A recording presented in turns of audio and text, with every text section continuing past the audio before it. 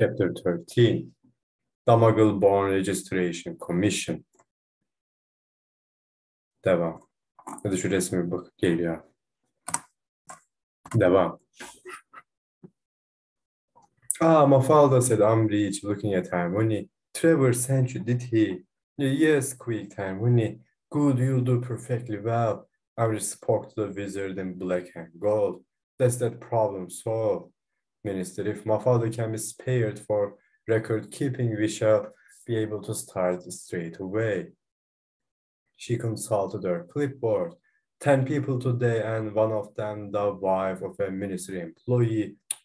Even here in the heart of the ministry, she stepped into the lift beside Hermione, as did the two visitors who had been listening to Umbridge's conversation with the minister.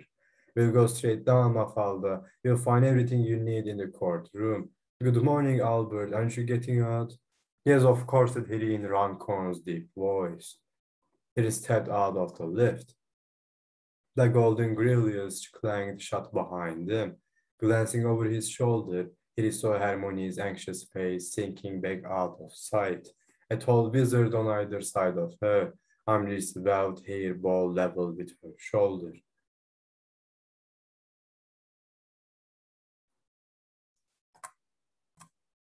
What brings you up here, Runcorn? Asked the new Minister of Magic. His long black hair and beard were streaked with silver, and a great overhanging forehead shadowed his glinting eyes, putting Harry in mind of a crab looking out from beneath a rock.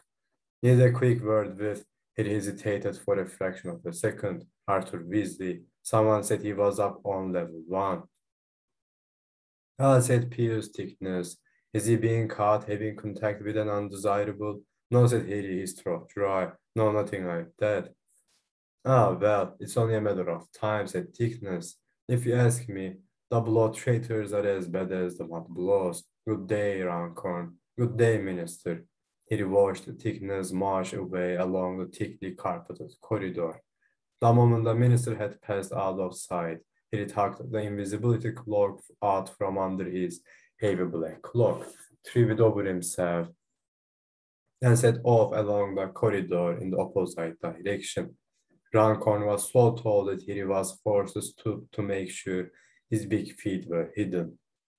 Panic paused in the pit of his stomach as he passed gleaming wooden door after gleaming wooden door, each bearing a small plaque with the owner's name and occupation upon it. The might of the ministry, its complexity, its penetrability seemed to force itself upon him, so that the plan he had been carefully concocting with Ron and Hermione over the past 4 weeks seemed laughably childish. They had concentrated all their efforts on getting inside without being detected. They had not given a moment's thought to what they would do if they were forced to separate. Now Hermione was stuck in court proceedings, which would undoubtedly last hours. Ron was struggling to do magic that Harry was sure was beyond him. A woman's liberty possibly depending on the outcome. And he, Harry, was wandering around on the top floor when he knew perfectly well that the security had just gone down in the lift. He stopped walking, leaned against the wall, and tried to decide what to do. The silence pressed upon him. There was no bustling or talk or swift footsteps here. The purple carpeted corridors were as hushed as though the Mufliato charm had been cast over the place. Her office must be up here, Harry thought. It seemed most unlikely that Umbridge would keep her jewelry in her office, but on the other hand, it seemed foolish not to search it to make sure. He therefore set off along the corridor again, passing nobody but a frowning wizard who was murmuring instructions to a quill that floated in front of him, scribbling on a trail of parchment. Now paying attention to the names on the doors, he turned the corner. Halfway along the next corridor, he emerged into a wide, open space where a dozen witches and wizards sat in rows at small desks, not unlike school desks, though much more highly polished and free from graffiti. He paused to watch them, for the effect was quite mesmerizing. They were all waving and twiddling their wands in unison. Filmde bu sahnenin tıpatıp aynısı vardı. and squares of colored paper were flying in every direction like little pink kites. After a few seconds, he realized that there was a rhythm to the proceedings, that the papers all formed the same pattern, and after a few more seconds, he realized that what he was watching was the creation of pamphlets, that the paper squares were pages, which when assembled, folded, and magicked into place, fell into neat text beside each witch or wizard. He crept closer. All of the workers were so intent on what they were doing that he doubted they would notice a carpet-muffled footstep, and he slid a completed pamphlet from the pile beside a young witch. He examined it beneath the invisibility cloth. Its pink cover was emblazoned with a golden title, Mudbloods, and the dangers they posed to a peaceful pure blood society. Mudbloods diyorlar direkt. Hani böyle küfür olan bir şeyi başlık olarak kullanıyorlar falan. İyice çığırından çıkmış işler. Beneath the title was a picture of a red rose with a simpering face in the middle of its petals, being strangled by a green bead with fangs and a skull. There was no author's name upon the pamphlet, but again, the scars on the back of his right hand seemed to tingle as he examined it. Then the young witch beside him confirmed his suspicion as she said, still waving and twirling her wand, "Will the old hag be interrogating Mudbloods all day? Does anyone know?" Careful, said the wizard beside her, glancing around nervously. One of his pages slipped and fell to the floor. What? Has she got magic ears as well as an eye now? The witch glanced toward the shining mahogany door, facing the space full of pamphlet makers.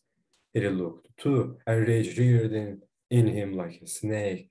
Where there might have been a peephole on a muggle front door, a large round eye with a bright blue iris had been set into the wood. An eye that was shockingly familiar to anybody who had known Alastor Moody.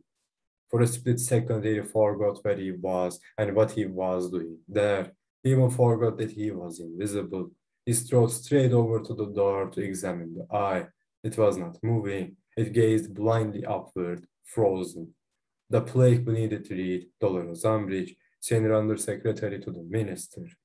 Below that, a slightly shinier new plaque read, Head of the MUGGLE-BORN Registration Commission.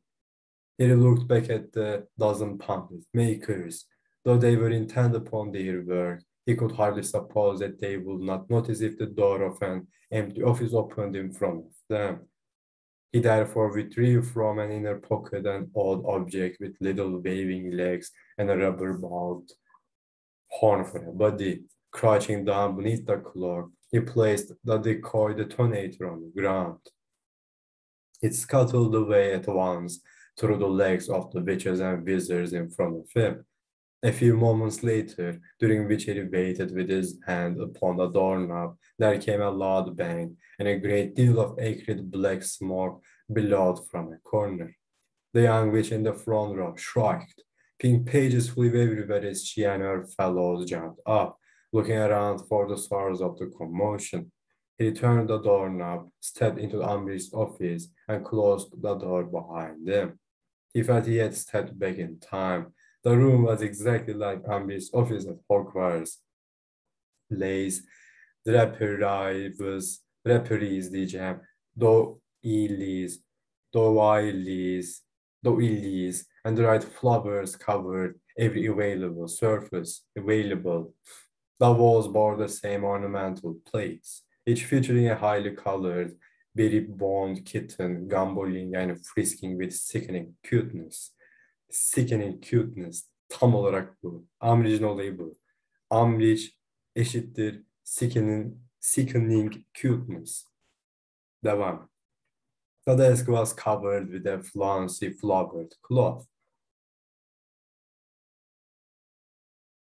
Behind Mad Eye's eye, a telescopic attachment enabled Umbridge to spy on the workers on the other side of the door. He took a look through it and saw that they were all still gathered around the decoy detonator. He wrenched the telescope out of the door, leaving a hole behind, pulled the magical eyeball out of it, and placed it in his pocket. Then he turned to face the room again, raised his wand, and murmured, "Akio, look it." Nothing happened, but he had not expected it to. No doubt Amrish knew all about protective charms and spells. He therefore hurried behind her desk and began pulling open the drawers. He saw quills and notebooks and spell tape, enchanted paper clips that coiled snake-like from their drawer and had to be beaten back. A fuzzy little lace box full of spare hair bows and clips, but no sign of a locket. There was a filing cabinet behind the desk. He set to searching it. Like Fitch's filing cabinets at Hogwarts, it was full of folders, each labeled with a name. It was not until he reached the bottommost drawer that he saw something to distract him from his search, Mr. Weasley's file. He pulled it out and opened it. Arthur Weasley, blood status, pure blood, but with unacceptable pro-Muggle leanings. Non-member of the Order of the Phoenix, family, wife, pure blood, 7 children, 2 youngest at Hogwarts, and B, youngest son currently at home, seriously ill. Ministry inspectors have confirmed. Security status tracked. All movements are being monitored. Strong likelihood undesirable no one will contact. He stayed with Weasley family previously. Undesirable number. One he muttered under his breath as he replaced Mr. Weasley's folder and shut the drawer. He had an idea he knew who that was, and sure enough, as he straightened up and glanced around the office for fresh hiding places, he saw a poster of himself on the wall with the words "Undesirable no one" emblazoned across his chest. A little pink note was stuck to it with a picture of a kitten in the corner. He moved across to read it and saw that Amish had written, "To be punished." Angrier than ever, he proceeded to grope in the bottoms of the vases and baskets of dried flowers, but was not at all surprised that the locket was not there. He gave the office one last sweeping look, and his heart skipped a beat. Dumbledore was staring at him from a small rectangular mirror propped up on a bookcase beside the desk. He crossed the room at a run and snatched it up, but realized the moment he touched it that it was not a mirror at all. Dumbledore was smiling wistfully out of the front cover of a glossy book.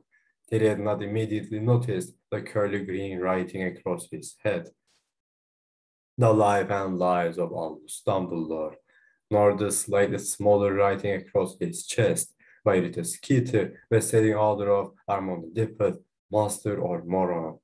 He opened the book, kesin sarıyordur ha bunları okuması falan. Şu an aklıma bir isim geldi. Bu kişiye direkt hakaret etme vari demeyeceğim ama aklıma direkt o geldiği için söyleyeceğim. Bu kişiyi seviyorsanız, bu kişinin kendisiyseniz ya da başka bir şekilde bağlantınız varsa falan bu kişiye hakaret etmek için demiyorum. Sadece bir şekilde Rita Skeeter'ı görünce işte Life and Lies of Albus Dumbledore falan böyle Abdullah Çatlı döneminde çıkmış kitaplar falan geldi aklıma ve o isim geldi. Bir kere daha söylüyorum, kesinlikle kötü bir niyetim yok. Sadece aklıma geldi, söylüyorum. Soner Yalçın. Gladio'nun Türk Tetikçisi diye bir kitabı vardı. Yanlış hatırlamıyorsam adını o geldi aklıma. Harmony. Dipet, Masror, Moron demiş yani. Gladio'nun Türk tetikçisi. Yani Türk olduğu için belki seveceğiz ama Gladio'nun tetikçisi. Gladio kim falan ben bilmiyorum falan. Öyle. Devam. He opened the book at random and saw a full page photograph of 2 teenage boys. Onun nasıl zamanını harcıyor şu an var ya, Dumbledore'un fotoğraflarına falan bakıyor.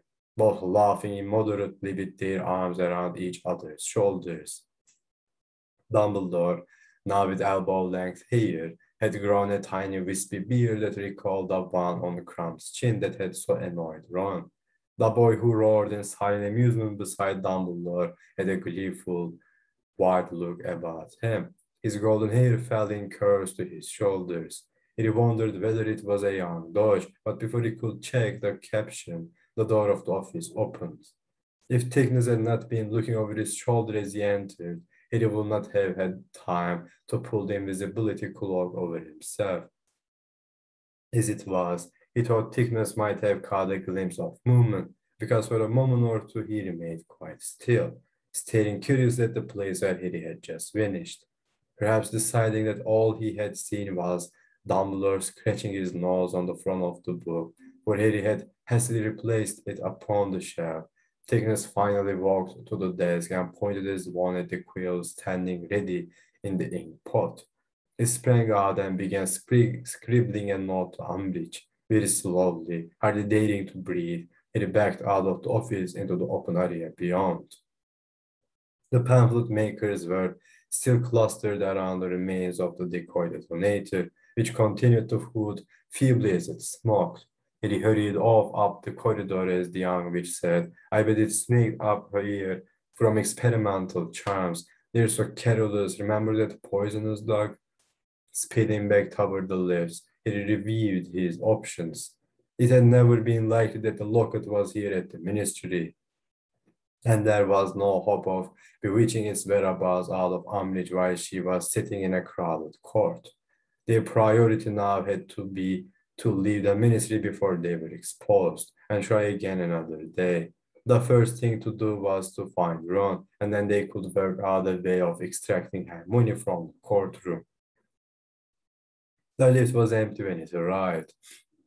Harry jumped in and pulled off the invisibility cloak as it started its descent. To his enormous relief, when it rattled to a halt at level 2, a soaking wet and wild-eyed Ron got in. Morning stammered to Harry as the lift set off again. Ron, it's me, Harry. Harry, blame, I forgot what you look like. Why isn't Hermione with you? She had to go down to the courtrooms with Umbridge. She couldn't refuse, but before he could finish, the lift had stopped again. The doors opened and Mr. Weasley walked inside, talking to an elderly witch whose blonde hair was teased so high it resembled an anthill. I quite understand what you're saying, Wakanda, but I'm afraid I cannot be party to. Mr. Weasley broke off. He had noticed Harry. It was very strange to have Mr. Weasley glare at him with that much dislike. The lift doors closed, and the four of them trundled downward once more. Oh, hello, Rex, said Mr. Weasley, looking around at the sound of steady dripping from Ron's robes. Isn't your wife in for questioning today? What's happened to you? Why are you so wet? Yaxley's office is raining, said Ron. He dressed Mr. Weasley's shoulder, and he felt sure he was scared that his father might recognize him if they looked directly into each other's eyes. I couldn't stop it, so they sent me to get Bernie. Pillsworth, I think they said. Yes, a lot of offices have been raining lately, said Mr. Weasley. Did you try Meteorologic's Recanto? It worked for Bletchley. Meteorologic's Recanto, whispered Ron. No, I didn't. Thanks, Arthur. The lift doors opened. The old witch with the anthill hair left, and Ron darted past her out of sight. He remained to follow them, but found his path blocked as Percy Weasley strode into the lift, his nose buried in some papers he was reading. Not until the doors had clanged shut again did Percy realize he was in a lift with his father. He glanced up, saw Mr. Weasley, turned reddish red, and left the lift the moment the doors opened again. For the second time, he tried to get out, but this time found his way blocked by Mr. Weasley's arm. One moment, Runcorn. The lift doors closed, and as they clanked down another floor, Mr. Weasley said, I hear you laid information about Dirk Creswell. He had the impression that Mr. Weasley's anger was no less because of the brush with Percy. He decided his best chance was to act stupid. Sorry, he said. Sorry. Don't pretend, Runcorn, said Mr. Weasley fiercely. You tracked down the wizard who faked his family tree, didn't you? So what if I did, said Harry. So Dirk Creswell is 10 times the wizard you are, said Mr. Weasley quietly, as the lift sank even ever lower. And if he survives Azkaban, you'll have to answer to him, not to mention his wife, his sons, and his friends. Arthur interrupted. You know you're being tracked, don't you? Is that a threat, Runcorn, said Mr. Weasley loudly. No, said Harry, it's a fact. They're watching your every move. The lift doors opened. They had reached the atrium. Mr. Weasley gave Harry a scathing look and swept from the lift. Scathing look böyle uyuz olmuş gibi ama scathing. Belki böyle bir tık acaba böyle kendisine yardım edilmeye çalışıldığını anladı mı falan merak ettim ama bir şey yok. Harry stood there, shaken. He wished he was impersonating somebody other than Runcorn. The lift doors clanged shut. He pulled out the invisibility cloak and put it back on. He would try to extricate Hermione on his own while Ron was dealing with the raining office. When the doors opened, he stepped out into a torch-lit stone passageway quite different from the wood-paneled and carpeted corridors above. As the lift rattled away again, he shivered slightly, looking toward the distant black door that marked the entrance to the Department of Mysteries. He set off. His destination not the black door, but the doorway he remembered on the left-hand side, which opened onto the flight of stairs down to the court chambers. His mind grappled with possibilities as he crept down them. He still had a couple of decoy detonators, but perhaps it will be better to simply knock on the courtroom door, enter as Runcorn, and ask for a quick word with Mafalda. Of course, he did not know whether Runcorn was sufficiently important to get away with this, and even if he managed it, Hermione's non-reappearance might trigger a search before they were clear of the ministry. Lost in thought, he did not immediately register the unnatural chill that was creeping over him, as if he were descending into fog. It was becoming colder and colder with every step he took, a cold that reached right down into his throat and tore at his lungs. And then he felt that stilling sense of despair, of hopelessness, filling him, expanding inside him. The mentors, he thought. And as he reached the foot of the stairs and turned to his right, he saw a dreadful scene. The dark passage outside the courtrooms was packed with tall, black-hooded figures, their faces completely hidden, their racked breathing the only sound in the place. The petrified MUGGLE-BORNs brought in for questioning sat huddled and shivering on hard wooden benches. Most of them were hiding their faces in their hands, perhaps in an instinctive attempt to shield themselves from the Dementors' greedy mouths. Some were accompanied by families, others sat alone. The Dementors were gliding up and down in front of them, and the cold and the hopelessness and the despair of the place laid themselves upon Harry like a curse.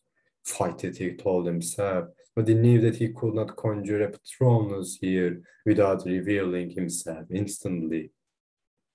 So he moved forward as silently as he could, and with every step he took, numbness seemed to steal over his brain, but he forced himself to think of Hermione and of Ron, who needed him. Moving through the towering black figures was terrifying. Eyeless faces hidden beneath their hoods turned as he passed, and he felt sure that they sensed him, sensed, perhaps, a human presence that still had some hope, some resilience. Resilience güzel bir kelime. Bunu AE 411 dersinde bu dönem işlediydik. Özellikle böyle bir ders sadece bunu konuştuyduk falan. Hayatta kalmak için sahip olan esneklik gibi bir şey. Baktığımız resimlerde hemen geliyorum. Baktığımız resimlerde böyle aşırı yaşlı ağaçların köklerinin böyle maçları delip geçip böyle kıvrıla kıvrıla bir yerlere gitmesi falan. Hani kıvrılmaları ayrı bir resilience, böyle taşları delip geçebilmeleri ayrı bir resilience falan. Kas katı olmayacaksın. Şartlara uygun adaptasyonu mu diyorlar. Kendine işte anladınız. Adapte olabileceksin falan. Değişen farklı şartlara göre resilience. Devam. And then, abruptly and shockingly amid the frozen silence, one of the dungeon doors on the left of the corridor was flung open, and screams echoed out of it. No, no, I'm half-blood, I tell you. My father was a wizard. He was. Look him up, Archie Alderton. He's a well-known broomstick designer. Look him up, I tell you. Get your hands off me. Get your hands off. This is your final warning, said Amri's soft voice, magically magnified so that it sounded clearly over the man's desperate screams. If you struggle, you will be subjected to the Dementor's kiss. The man's screams subsided, but dry sobs echoed through the corridor. Take him away, said Umbridge. Two Dementors appeared in the doorway of the courtroom, their rotting, scared hands clutching the upper arms of a wizard who appeared to be fainting. They glided away down the corridor with him, and the darkness they trailed behind them swallowed him from sight. Next, Mary Cattermole called Umbridge. A small woman stood up. She was trembling from head to foot. Her dark hair was smoothed back into a bun, and she wore long, plain robes. Her face was completely bloodless. As she passed the Dementors, he saw her shudder. He did it instinctively, without any sort of plan, because he hated the sight of her walking alone into the dungeon. As the door began to swing closed, he slipped into the courtroom behind her. It was not the same room in which he had once been interrogated for improper use of magic. This one was much smaller, though the ceiling was quite as high. It gave the claustrophobic sense of being stuck at the bottom of a deep well. Bu da kapalı alan korkusu herhalde. Claustrophobic. Bende varmış bu biraz. Yeni fark ediyorum kendimde olduğunu falan. Öyle böyle bad trip dediğim olaylar benim genelde sonunu göremediğim ama dar olduğunu bildiğim mekanlarda sıkışmış kalmış gibi hissedişim oluyor kendime falan. Devam. There were more Dementors in here, casting their freezing aura over the place. They stood like faceless sentinels in the corners farthest from the high raised platform. Here behind a balustrade sat Umbridge, with Yaxley on one side of her, and Hermione, quite as white-faced as Mrs. Cattermole, on the other.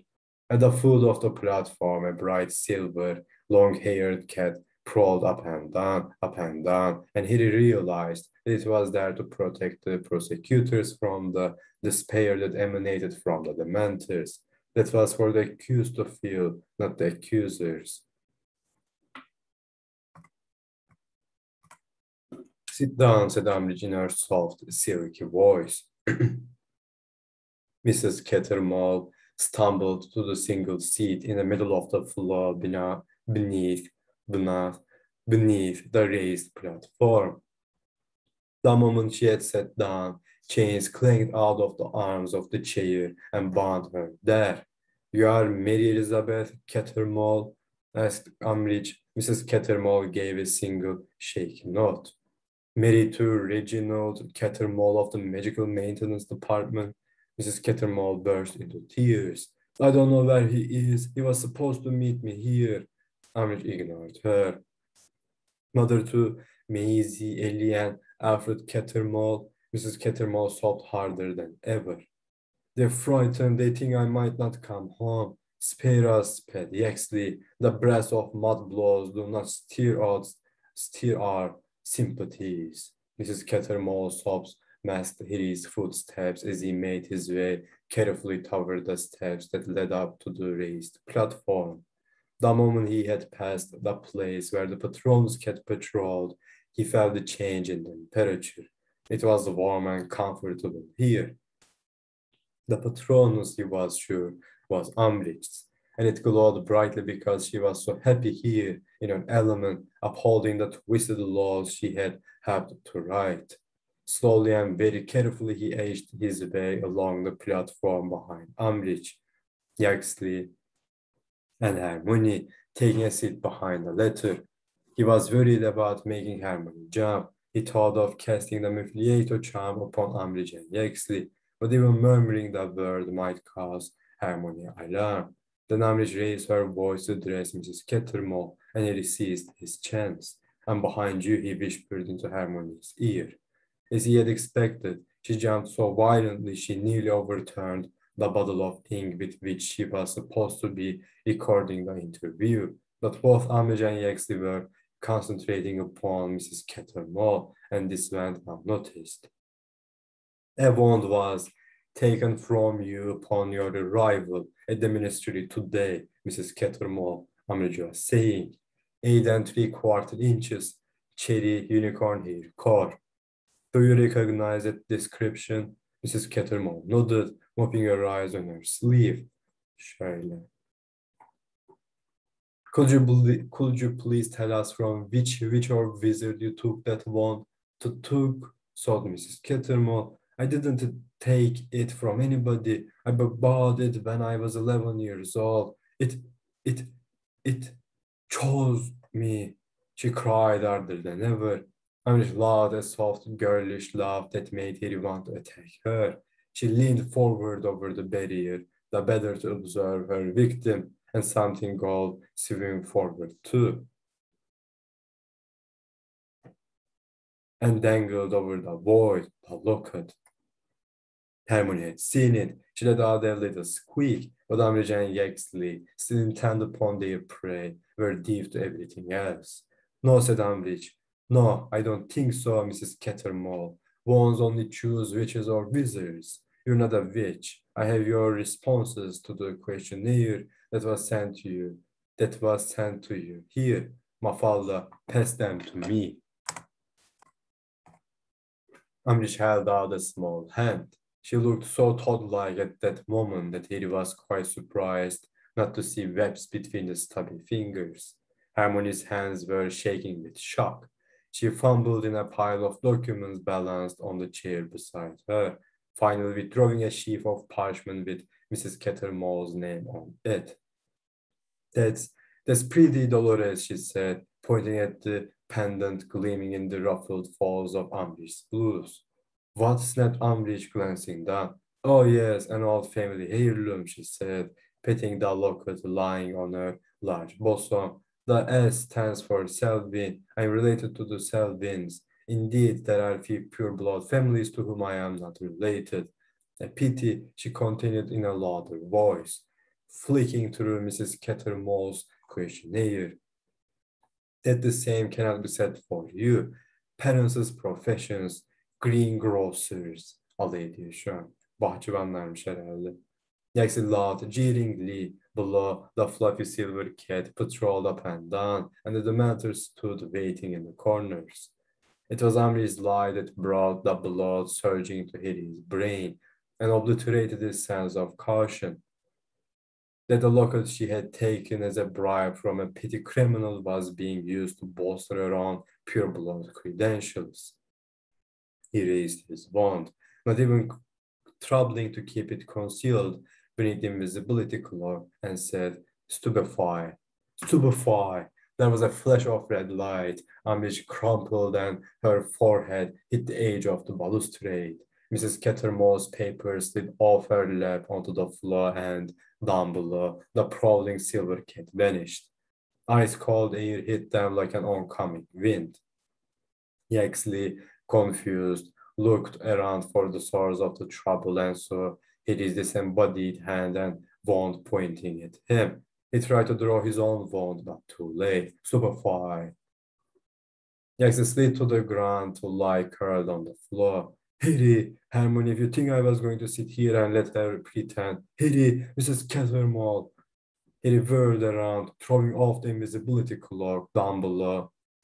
The Dementors had moved out of their corners. They were gliding toward the woman chained to the chair. Whether because the patrons had vanished or because they sensed that their masters were no longer in control, they seemed to have abandoned restraint. Mrs. Cattermole let out a terrible scream of fear as a slimy, scabbed hand grasped her chin and forced her face back.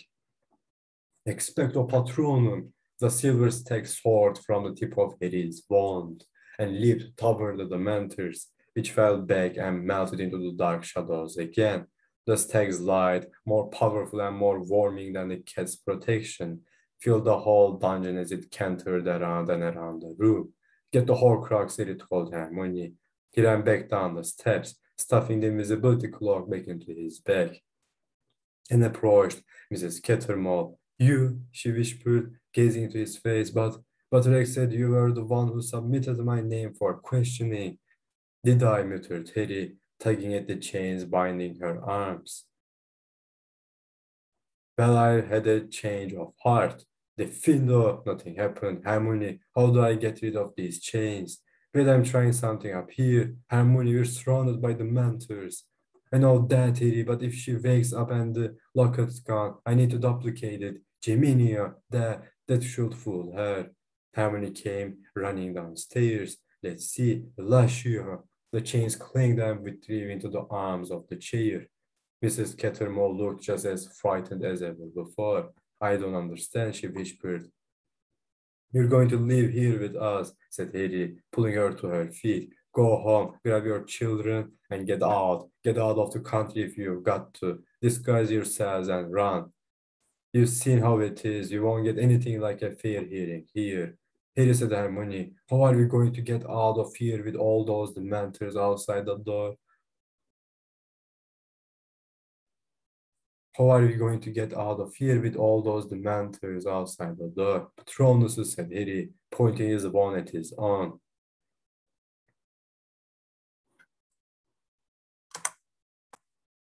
Patronus, said Harry, pointing his wand at his own. Pointing his wand at his own. Kendi asasını kendi asasına, kendininkine şey diyor falan, kendisine diyor. Devam.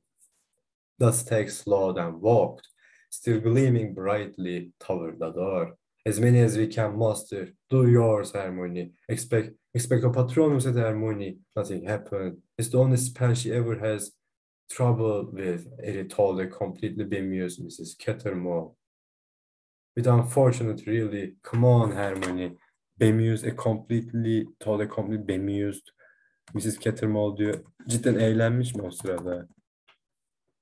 Aynen, şaşkın. Ben de diyorum neyle? Amuse, eğlenmiş oluyor. Bemused olunca şaşırmış oluyormuş. Okay, devam.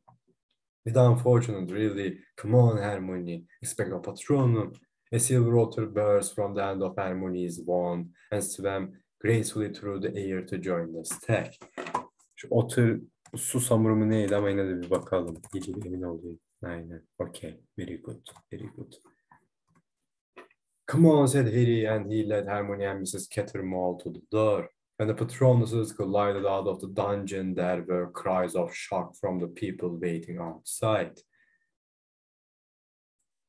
Harry looked around. The Dementors were falling back on both sides of them, melting into the darkness, scattering before the silver creatures. It's been decided that you should all go home and go into hiding with your families, Harry told the waiting MUGGLE-BORNs, who were dazzled by the light of the Patronuses and still covering slightly. Go abroad if you can. Just get well away from the ministry. That's the new official position. Now, if you'll just follow the Patronuses, you'll be able to leave from the atrium. They managed to get up the stone steps without being intercepted. But as they approached the lifts, Harry started to have misgivings. If they emerged into the atrium with a silver stag, an otter soaring alongside it, and 20 or so people, half of them accused MUGGLE-BORNs, he could not help feeling that they would attract unwanted attention. He had just reached this unwelcome conclusion when the lift clanged to a halt in front of them. Rex, screamed Mrs. Cattermole, and she threw herself into Ron's arms. Runcorn, let me out. He attacked Umbridge and Yaxley, and he's told all of us to leave the country. I think we'd better do it, Rex. I really do. Let's hurry home and fetch the children. And why are you so bad? Walter muttered Ron, disengaging himself. Harry, they know there are intruders inside the ministry. Something about a hole in Umbridge's office door. I reckon we've got 5 minutes, if that. Hermione's Patronus vanished with a pop as she turned a horror-struck face to Harry. Harry, if we're trapped here, we won't be if we move fast, said Harry. He addressed the silent group behind them, who were all gawping at him. Who's got wands? About half of them raised their hands. Okay, all of you who haven't got wands need to attach yourself to somebody who has. We'll need to be fast before they stop us. Come on. They managed to cram themselves into 2 lifts. Harry's Patronus stood sentinel before the golden grilles as they shut and the lifts began to rise. Level 8, said the witch's cool voice. Atrium. Harry knew at once that they were in trouble. The atrium was full of people moving from fireplace to fireplace, sealing them off. Harry squeaked Hermione. What are we going to stop? Harry thundered, and the powerful voice of Runcorn echoed through the atrium. The wizards sealing the fireplaces froze. Follow me, he whispered to the group of terrified MUGGLE-BORNs. who moved forward in a huddle, shepherded by Ron and Hermione. Resmen şurada soğukkanlılık koruyabildiği için bir şey yapabiliyor herif şu an. Farkındasınız değil mi? Soğukkanlılık. Hani şu olmasa, bir gergin olsa, Hermione'nin patronunun kaybolduğu gibi o da gergin olacak olsa falan sıçtılardı direkt.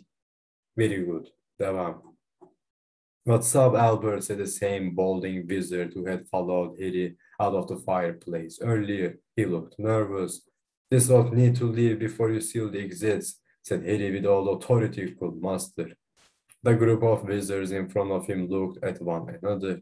We've been told to seal all the exits and not let anyone. Are you contradicting me? Harry blustered. Would you like me to have your family tree examined like I had Dirk Creswell's? After bizden duyduklarını falan da kullanıyor. Very fucking good.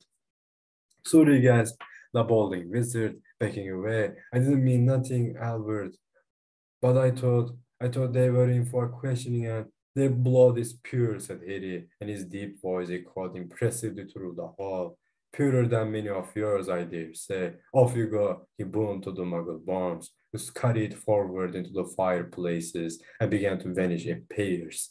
The ministry visitors hung back, some looking confused, others scared and resentful. Then, Mary, Mrs. Cattermole looked over her shoulder. The real Reg Cattermole, no longer vomiting but pale and wan, had just come running out of a lift. Reg, she looked from her husband to Ron, who swore loudly. The balding wizard gaped, his head turning ludicrously from one Reg Cattermole to the other. Hey, what's going on? What is this? Seal the exit! Seal it! Yaxley had burst out of another lift and was running toward the group beside the fireplaces, into which all of the Muggle-Borns but Mrs. Cattermole had now vanished. As the balding wizard lifted his wand, he raised an enormous fist and punched him, sending him flying through the air. He's been helping Muggle-Borns escape, Yaxley had shouted. The balding wizard's colleagues set up an uproar, under cover of which Ron grabbed Mrs. Cattermole, pulled her into the still open fireplace, and disappeared. Confused, Yaxley looked from Harry to the punched wizard, while the real Reg Cattermole screamed, "My wife! Who was it with my wife? What's going on?" Harry saw Yaxley's head turn, saw an inkling of the truth dawn in that brutish face. "Come on," Harry shouted at Hermione. He seized her hand, and they jumped into the fireplace together as Yaxley's curse sailed over Harry's head. They spun for a few seconds before shooting up out of a toilet into a cubicle. Harry flung open the door. Ron was standing there beside the sinks, still wrestling with Mrs. Cattermole. "Reg, I don't understand. Let go, I'm not your husband. You got to go home." There was a noise in the cubicle behind them. Harry looked around. Yaxley had just appeared. "Let's go," Harry yelled. He seized Hermione by the hand and Ron by the arm and turned on the spot. Darkness engulfed them, along with the sensation of compressing bands, but something was wrong. Hermione's hand seemed to be sliding out of his grip. He wondered whether he was going to suffocate. He could not breathe or see, and the only solid things in the world were Ron's arm and Hermione's fingers, which were slowly slipping away. And then he saw the door of number 12, Greenmouth Place, with its serpent door knocker. But before he could draw breath, there was a scream and a flash of purple light. Hermione's hand was suddenly vice-like upon his, and everything went dark again.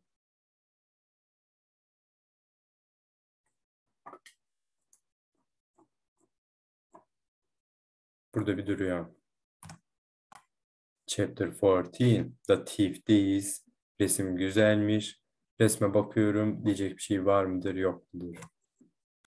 Bir şekilde bence şöyle bir atmosfer var şu an bu resimde. Hani böyle bir hava, soğuk, böyle bir şey falan, karanlığımsı falan ama şu ışık şeyleri falan aşırı parlak ve güzel sıcak bir renk yayıyorlar etrafa falan. İçeriden de ışık gelmiş falan. Hani aslında şöyle Şu an of course güzel hissetmediklerini biliyoruz ama şu resim çerçevesinde güzel bir atmosfer var yani bence şu an. Öyle. Diyecek başka bir şeyim yok. Hadi görüşürüz.